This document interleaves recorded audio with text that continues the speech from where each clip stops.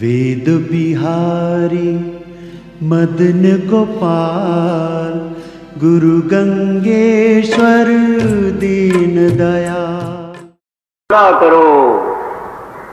और ये केवल मेरा ही कहना नहीं, भगवान वेद स्वयं कहते हैं। अथर्ववेद 19 कांड सूक्त 71 स्तुता मया वरदा वेद माता प्रचोदयन्तां पावमानी द्विजानां आयुः प्राणम प्रजां पशुं कीर्तिं द्रविणं ब्रह्मवर्चसं मह्यं दत्त्वा व्रजत ब्रह्मलोकम। वेद भगवान मां की तरह बड़े दयालु। जैसे मां कितने भी अपराध हम न करें, कितने क्यों न करें, मां के हृदय में हमारे लिए कभी क्रोध आता ही नहीं।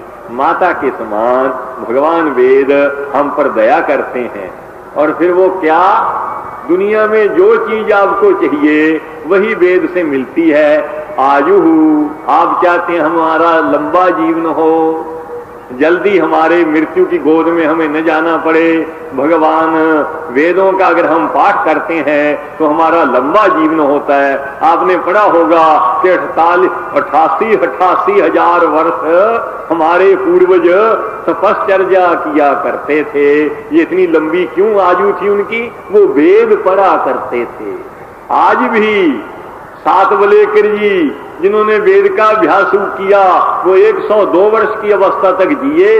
अंत तक वो अपना 10-20 माइल घूम भी लेते थे और अंत तक लेख भी लिखते थे। उनकी दृष्टि में कोई दोष नहीं था, चश्मा नहीं लगाना पड़ा था। भाई 90 वर्ष का तो मैं हो गया हूं, ये वेद की महिमा ही है, अब घूमने चलो, आप शायद मुझे पकड़ ना सको। और प्राण क्या चीज है? प्राण नाम है बल का।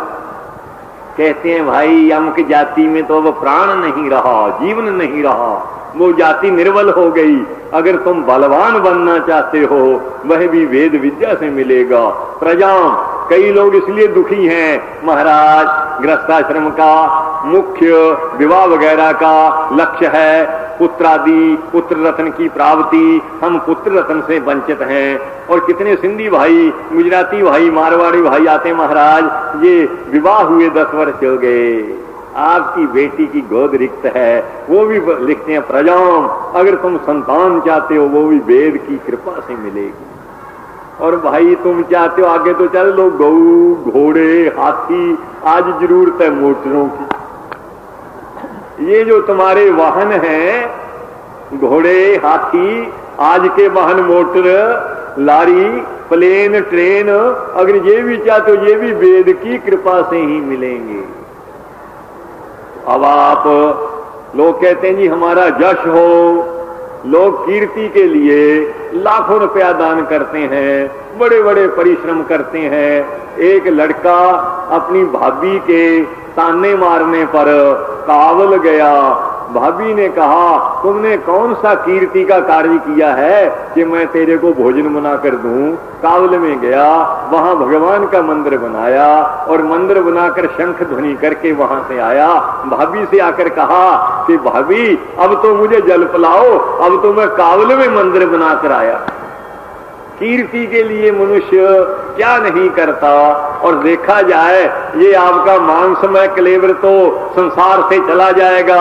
अगर कोई दुनिया में रहने वाली चीज है वो कीर्ति क्लेवर है। राजा नल चले गए, अर्जुन चले गए, युधिष्ठिर चल दिए, पर आज भी उनकी कीर्ति पताका यूं की त्यों फहरा रही है।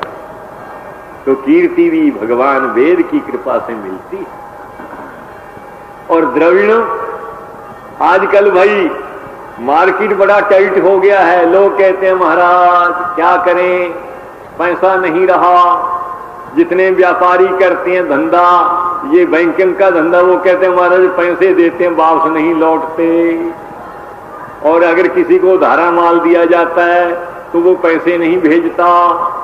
आजकल बड़ी धन की चिंता हो रही है, महंगाई बढ़ गई, घरों के खर्चे अधिक हो गए, बड़े बड़े सेठों को भी कष्टों का अनुभव करना पड़ता है। पर द्रविड़ों में ये धन भी किसकी कृपा से मिलता है? वेद की कृपा से। ब्रह्म वर्चसम, सदाचार का तेज, वेद विद्या का तेज भी अगर मिलेगा, आप अगर सदाचार के द्वारा दुनिया में चमकना चाहते हैं, आप विद्वान होकर संसार के शिरोरत्न बनना चाहते हैं, ये परम वर्चस्व भी आपको वेद से ही मिलेगा। भगवान वेद ये दुनिया की चीजें तो आपको देगा ही, अगर इसके बाद अब मानव जीवन का जो वास्तविक लक्ष्य है कि जीव से आप ब्रह्म बन जाएं, अंत में वो स्वयं प्रकाश ब्रह्म की प्राप्ति भी वेद के द्वारा ही होगी। ये वेद भगवान ने स्वयं दिव्य संदेश हमें दिया।